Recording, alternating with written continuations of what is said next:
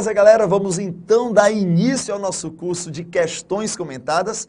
Veja só que nós separamos questões da FCC, questões CESP para fazermos um treinamento. Olha, eu sei que a parte doutrinária ela é importantíssima para a sua prova, com toda certeza. Mas o treinamento de questões, ele é extremamente relevante. Então, o intuito desse nosso curso é exatamente fazer o treinamento prático daquilo que é possível, daquilo que não é possível ser cobrado na sua prova. Claro, treinar aquilo que é possível, aquilo que não é possível a gente não vai ver aqui. Aquilo que é distante da realidade, nós não vamos ver aqui. Eu tenho alguns livros publicados pela Saraiva. Dentre eles, 4 livros são só de questões comentadas. Eu tenho um dos livros que tem um foco principal na OAB, mas nós trabalhamos questões CESP, FCC e FGV principalmente. Nesse livro são mais de 5.000 questões comentadas e eu fiquei com um capítulo de direito constitucional para comentar diversas questões. Nós fizemos meio que um gráfico, uma tabela, não foi colocado isso no livro, mas nós fizemos uma tabela para poder estruturar o livro daquilo que era mais cobrado em prova de concurso. Então, meio que o que nós vamos trazer aqui é exatamente um estudo feito em cima dessas duas principais bancas, CESP e FCC, daqueles assuntos que são corriqueiramente cobrados. Aquilo que não é cobrado, ninguém vai trazer aqui. Nós vamos trazer aquilo que é viável, aquilo que é possível, aquilo que pode ser cobrado, sim, aí na sua prova. No decorrer do curso, eu vou trazer nas minhas redes sociais, para você, qualquer dúvida que tenha, entre em contato comigo pelas redes sociais e a gente vai dirimindo, vai tirando qualquer que seja a sua dúvida. Mas você pode até me procurar pela internet, tá? Facebook, Instagram, Twitter, Periscope, colocando Cristiano Lopes, você já vai me encontrar, tá? Professor Cristiano Lopes, você me encontra aí nas redes sociais. Perfeito? Vamos começar logo a treinar? Vem aqui comigo. Olha a nossa primeira questãozinha. A primeira questão, FCC, ela diz assim: segundo o disposto no artigo 5º, parágrafo 3º da Constituição, os tratados e convenções internacionais sobre direitos humanos, que forem aprovados em cada casa do Congresso Nacional em 2 turnos, por 3/5 dos votos dos respectivos membros, serão equivalentes a... Olha só. Serão equivalentes a... esse parágrafo 3º, queridos, ele é importantíssimo. O parágrafo 3º do artigo 5º, ele é importantíssimo. Observe que nós temos um detalhe aqui a ser destacado. Esse parágrafo 3º, ele não estava na letra originária da nossa Constituição, tá? Ele só surge com a emenda 45 de 2004, e digo de passagem que a emenda 45 de 2004 é a emenda mais importante que nós tivemos. A emenda 45 de 2004 é a conhecida emenda da reforma do judiciário. Ela trouxe diversas inovações no tocante ao poder judiciário, acrescenta dispositivos no artigo 5º e desses dispositivos o parágrafo 3º. Para que você entenda bem o parágrafo 3º, desce aqui comigo, eu vou fazer um desenho aqui para você. Com a emenda 45, surgiram aí a possibilidade de tratados internacionais, tá? De tratados internacionais sobre direitos humanos serem incorporados no Brasil de 3 formas.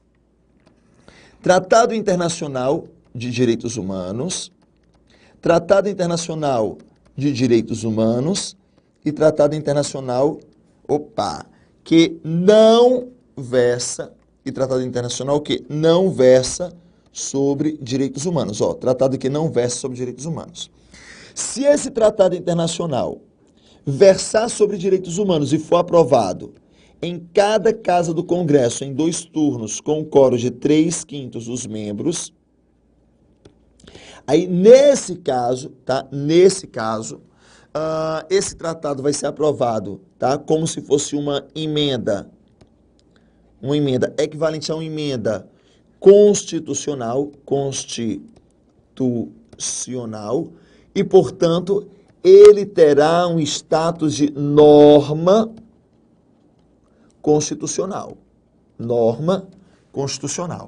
No entanto, se esse tratado internacional ele não for aprovado por 2 turnos e 3/5, mas perceba, se ele for um tratado internacional que versa sobre direitos humanos, mas não foi aprovado por 2 turnos e 3/5, o STF entende ele como sendo uma norma supra-legal.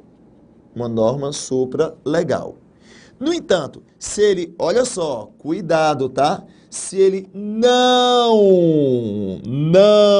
versar sobre direitos humanos, ele será aprovado no Brasil como lei ordinária, e, portanto, queridos, com status de norma infraconstitucional. Norma infraconstitucional, tá? Norma infraconstitucional. Perfeito? Então, queridos, olha só que interessante. Se o tratado internacional, e a pergunta diz assim, se o tratado ele é internacional,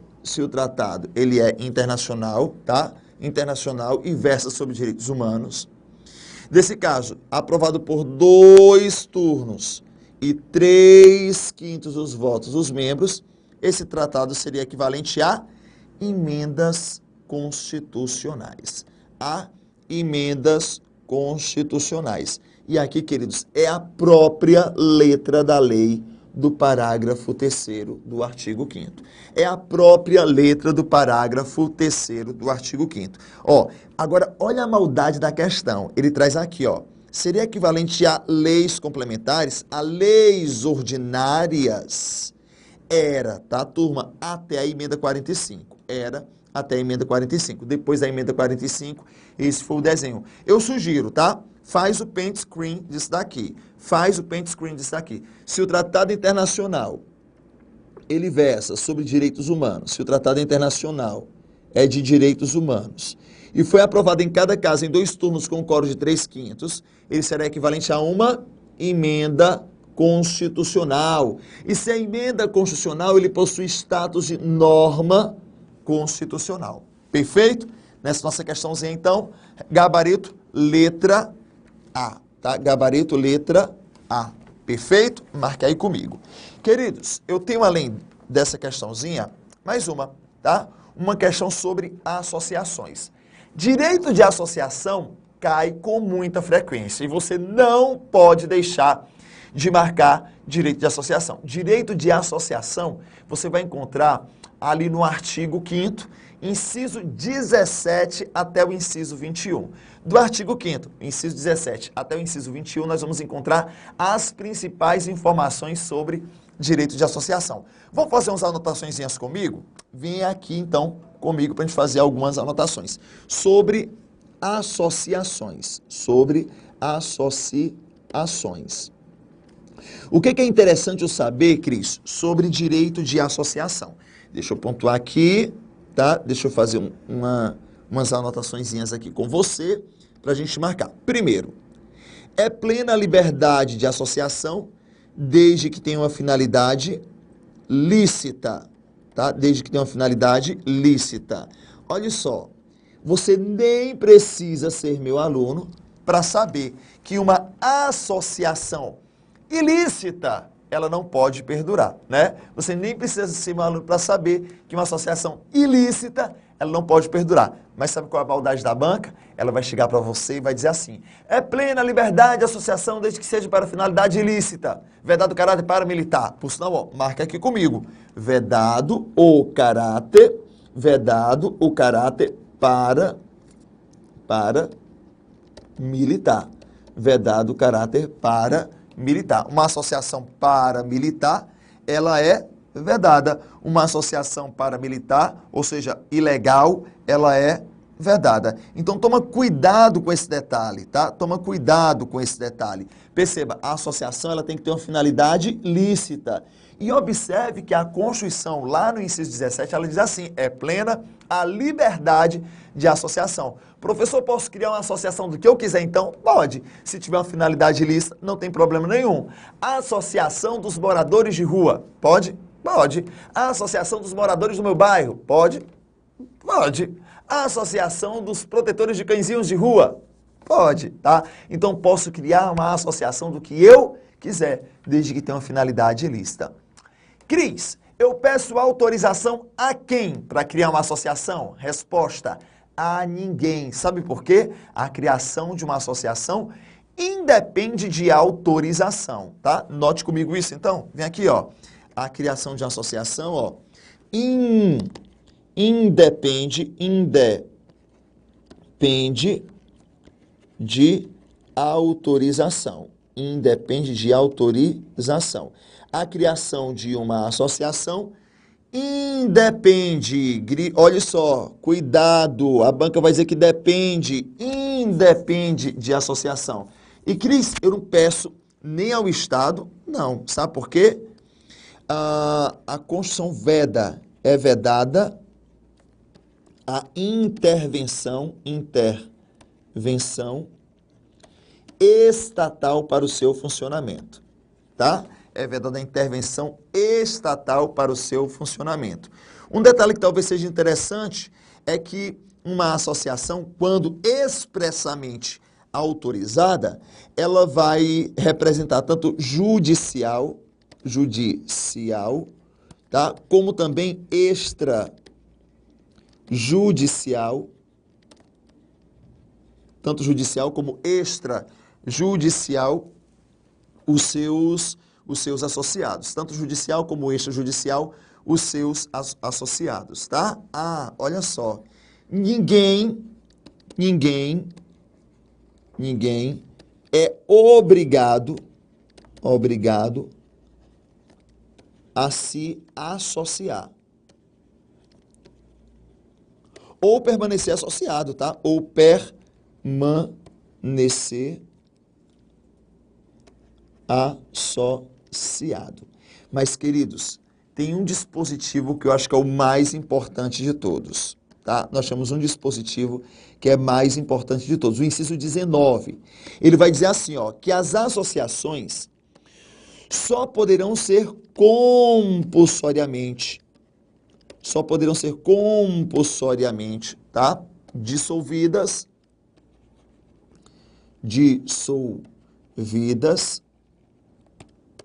ou ter suas atividades suspensas,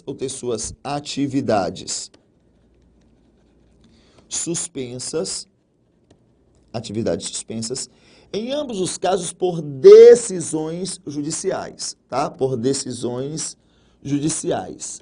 Só que ela exige no primeiro caso é o quê? Dissolução, o trânsito em julgado. Cris, o que é uma decisão judicial transitada em julgado?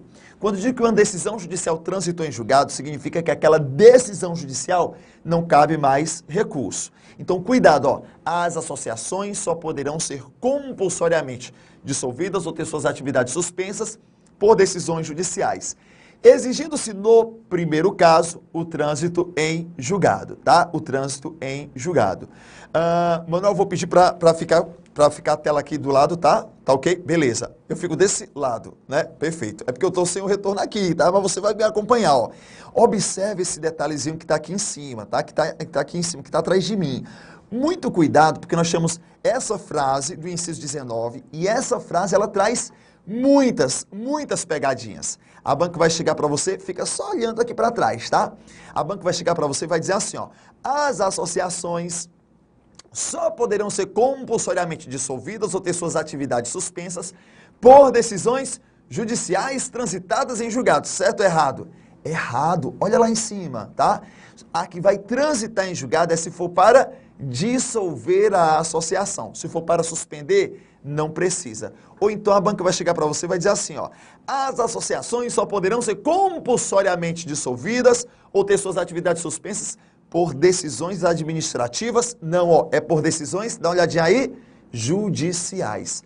Muito cuidado com essa pegadinha, tá? Ora, feitas essas considerações, vamos voltar para a nossa questãozinha? Vem aqui comigo para a tela, olha só o que nós temos. Sobre as associações. Letra A. Poderão ser compulsoriamente dissolvidas por decisões administrativas?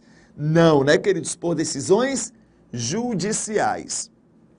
Letra B diz que não poderão ser compulsoriamente dissolvidas em nenhuma hipótese Falso, né, queridos? Elas podem ser dissolvidas por decisões judiciais transitadas em julgado. C. Só poderão ser compulsoriamente dissolvidas por decisão judicial que haja trânsito em julgados. Perfeito. Ó, se for para dissolver, a decisão judicial tem que transitar em julgado. E já sabe, né, queridos? Transitar em julgado significa que não cabe mais recurso. Portanto, ó, nosso item correto é esse. Vamos só ver porque que os outros estão errados, tá? Só poderão ser compulsoriamente dissolvidas por decisão judicial, não sendo o trânsito em julgado requisito indispensável. Falso. Letra E. Poderão ser compulsoriamente dissolvidas por decisões administrativas? Não. Por decisões judiciais. Realmente, nesse caso, na segunda questãozinha, letra C. Aí tu lembra, ó, o nosso esqueminha. Uma associação só poderá ser compulsoriamente dissolvida por decisão judicial transitada em julgado. E ela só poderá ter compulsoriamente suas atividades suspensas por decisões judiciais. Beleza? Queridos, olha só. Vamos conversar um pouquinho sobre remédios constitucionais. Vamos conversar um pouquinho sobre esses nossos remédios constitucionais. Olha só o que é que nós temos aqui. Na terceira questão, ele trata sobre Cássio. Ele diz que Cássio tomou conhecimento de que a praça pública, tá? A praça pública próxima à sua residência será fechada por interesses escusos, posto que no terreno cujo proprietário foi transferido ilegalmente, cujo a propriedade foi transferida ilegalmente para particular, será erguido um complexo de edifícios de alto padrão que beneficiará o prefeito municipal com um apartamento de luxo, olha só, com um apartamento. Segundo a Constituição, visando, olha só, visando anular ato lesivo de que teve notícia, Cássio poderá propor que ação? Olha só, nós temos uma ação, tá? Uma ação chamada de ação popular. Ação popular. Cris, a ação popular, ela pode ser proposta por qualquer pessoa do povo? Não! A ação popular, ela só pode ser proposta pelo cidadão. A ação popular, ela só pode ser proposta pelo cidadão. Não é por qualquer pessoa, tá? Se você observar, nós temos um dispositivo que é o artigo 5º, inciso 73. Artigo 5º, inciso 73. Aliás, faz essa observaçãozinha comigo. Artigo 5º, fundamentação, tá? Artigo 5º, inciso 73, claro, né? Da nossa Constituição Federal. Ah, mas também eu tenho uma lei própria, se quiser anotar, que é a Lei 4717 de 65. Essa lei é a lei da ação popular, tá? Eu queria que você destacasse dessa lei o artigo 1º. Artigo 1º, parágrafo 3º dessa lei. Sabe o que ela diz? Ela diz assim, ó, que a comprovação da cidadania será feita pelo título de eleitor ou outro documento equiparado. Muito cuidado, porque até a moça da Globo chega e faz assim, ó, cidadania. A gente vê por aqui, mas isso não é cidadania para sua prova não, tá? O parágrafo 3º do artigo 1º da Lei 4717 diz assim, ó, para ser cidadão, você tem que estar em gozo dos seus direitos políticos. Cris, e essa comprovação é feita pelo título de eleitor, portanto, cuidado, porque para minha prova, nem todo brasileiro ele é cidadão. Para ser cidadão, na minha prova de direito constitucional, eu tenho que estar em gozo dos meus direitos políticos. Eu tenho que estar em gozo dos meus direitos políticos. Perfeito? Deu para pegar direitinho? Olha só que interessante aqui, tá? Olha só que interessante. A ação popular, então, só pode ser proposta pelo cidadão. E eu vou comprovar a cidadania com o título de eleitor. Uma criança pode propor uma ação popular? Não, criança não vota. Um menor de idade pode propor uma ação popular? Depende. Se ele for maior que 16 e menor que 18 e tiver o título de eleitor, nada obsta. Embora ele seja relativamente incapaz, os pais ou o representante legal iria representá-lo, aliás, iria assisti-lo naquele ato, mas a ação seria daquele sujeito, tá? Uma pessoa jurídica pode propor uma ação POP? Pode não, tá? Uma pessoa jurídica, ela não pode propor uma ação popular porque ela não vota. Os estrangeiros podem propor uma ação popular? Não, estrangeiros não votam aqui no Brasil. De repente você pensou assim, e se ele for naturalizado? Ora, se ele for naturalizado, ele não é estrangeiro. Ele é um brasileiro naturalizado. Então ele é brasileiro, tá? E o Ministério Público, essa é muito boa. O Ministério Público pode propor uma ação popular? Resposta, não. O Ministério Público não pode propor uma ação popular. Sabe por quê? Porque o Ministério Público é órgão, ele não vota. Agora, cuidado, porque a Lei 4717 de 65 diz assim, caso o cidadão desista da ação popular, o Ministério Público poderá dar prosseguimento. Ok, professor, mas o que é que protege a ação popular? Desce aqui comigo que nós vamos anotar agora. A ação popular, ela visa anular ato lesivo. Ela visa anular ato lesivo ao meio ambiente,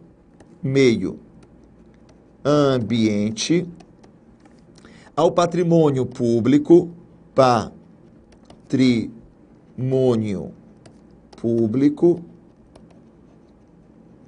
ao patrimônio histórico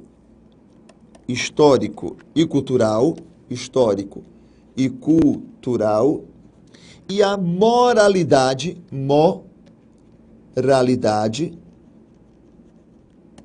administrativa, tá? E a moralidade administrativa. Essa ação, queridos, entenda que ela é uma ação a priori gratuita, tá? É uma ação gratuita, salvo se for comprovada a má-fé do autor da ação, se for comprovada a má-fé. E é uma ação, queridos, que eu preciso de advogado, tá? É uma ação que eu preciso de advogado, tá? Eu preciso de advogado. Perfeito? Tranquilo? Voltemos então para a questão. Olha só, a praça pública, isso é patrimônio público. Nesse caso, se a praça pública foi fechada por interesses particulares, qual a ação que eu vou poder propor? Tenho certeza que você já gabaritou essa questãozinha, né? A ação popular, tá? A ação popular. Queridos, não cabe arguição de descumprimento de preceito fundamental, porque Cássio não tem legitimidade para propor ação, porque nessa ação só pode propor o rol dos legitimados que estão lá no artigo 103 da nossa Constituição. Mandado de junção está errado, porque ele vai servir quando houver falta de norma regulamentadora, tá? Regulamentadora. Quando falta norma para regulamentadora. Tu tem um direito, mas falta norma para regulamentar o teu direito, tá? Observe que eu tenho um mandado de segurança que tem caráter residual e iria proteger direito líquido e certo. Direito líquido e certo. Mas um direito líquido e certo não amparado pelos demais remédios. O habeas data também não é, porque o habeas data vai proteger o teu direito de informação. Não é também esse caso. Portanto, realmente, para a nossa prova, olha só, cabe nesse caso uma ação popular. Caberia nesse caso uma ação popular. Perfeito? Vamos para mais uma questãozinha rápida aqui. Olha só o que nós temos, tá? Olha só o que nós temos nessa questão. Queridos, assinale a opção correta acerca dos direitos e garantias fundamentais. Ele diz assim: constitui direitos humanos de primeira geração os direitos sociais, culturais e econômicos. Errado, tá? Porque perceba, direitos sociais é direito de segunda geração. Cris, o que é um direito de segunda geração? É uma obrigação de fazer do Estado. É um dever do Estado. É um dever do Estado. O Estado tem que fazer. O Estado tem que prestar essa informação, tá? Primeira geração, o Estado não deve fazer. Segunda geração, direitos sociais, o Estado deve fazer. Na letra B, tá? Na letra B, olha só o que nós temos. Se um tratado internacional sobre direitos humanos for aprovado em cada caso do Congresso em 2 turnos, com quórum de 3/5, ele será equivalente a lei complementares, já vimos na primeira questão, tá? Não, será equivalente a emendas constitucionais. Emendas constitucionais. C. O brasileiro nato será extraditado em caso de comprovado envolvimento em tráfico ilícito de entorpecentes e drogas afins. Vá comigo lá para o artigo 5º. Lá no artigo 5º, inciso 51, tá? Olha só o que nós temos lá. No artigo 5º, inciso 51, ele vai dizer assim para a gente. Nenhum brasileiro será extraditado. Olha, artigo 5º, inciso 51, vai tratar sobre um tema que é importantíssimo para a sua prova, que é o tema da extradição. Nenhum brasileiro será extraditado, salvo se ele for naturalizado. Primeira observação. O brasileiro nato pode ser extraditado? Não! Brasileiro nato não pode ser extraditado. O Brasil não extradita os seus brasileiros nato. Ele até poderá extraditar o brasileiro naturalizado em 2 situações, ó. Ou ele cometeu um crime comum antes da naturalização, ou haja um comprovado envolvimento em tráfico ilícito de drogas e entorpecentes na forma da lei. Então, olha só, o brasileiro nato será extraditado? Não. O naturalizado pode? Pode, em 2 situações. Ou ele cometeu um crime comum antes da naturalização, ou haja um comprovado envolvimento em tráfico ilícito de drogas e entorpecentes. Vem comigo aqui para a letra C. Olha só o que nós temos. O brasileiro nato será extraditado. Já está errado. O brasileiro nato não poderá ser extraditado. O naturalizado é que poderá ser extraditado no caso de tráfico ilícito de entorpecentes. Comprovado envolvimento em tráfico ilícito de entorpecentes. Portanto, nesse caso, nossa alternativa correta realmente é a letra C, tá? É a letra C. Desculpe, é a letra D, perdão, tá? É a letra D de dado. Se houver conflito entre direitos fundamentais, cabe ao magistrado, no caso concreto, decidir qual irá prevalecer, levando em consideração a norma da máxima obediência, da máxima observância dos direitos fundamentais envolvidos, conjugando-os à sua mínima restrição. Ou seja, diante de um caso concreto, tá? O juiz vai analisar qual é o direito maior, vida ou religião? Eu sei que você deve ter assim, a vida. Turma, cuidado, tá? Diante dos direitos fundamentais, não há um direito fundamental maior que o outro. Não há hierarquia entre os direitos fundamentais. Naquele caso concreto, quem vai decidir qual irá prevalecer é o juiz, é o magistrado. O juiz é que vai analisar o caso concreto e vai dizer não há hierarquia entre os direitos fundamentais. Não há hierarquia entre os direitos fundamentais. Para você ter uma ideia, não há hierarquia nem dentro da Constituição, quanto mais entre os direitos fundamentais. Se, por exemplo, algo sobre a vida for modificada, vai ser modificado com que quórum? 2 turnos e 3/5. Se algo ligado à propriedade for modificado, vai ser modificado com que quórum? 2 turnos e 3/5. Então, observe que nós temos aqui que não há aqui hierarquia. Se houver conflito entre direitos fundamentais, cabe ao magistrado, no caso concreto, decidir qual deles irá prevalecer. Tá bem? Queridos, a gente dá uma paradinha agora. Num próximo bloco, a gente dá prosseguimento ao comentário de mais questões. Já clica logo lá na próxima aula que a gente vai seguindo aqui o nosso estudo. Até daqui a pouco.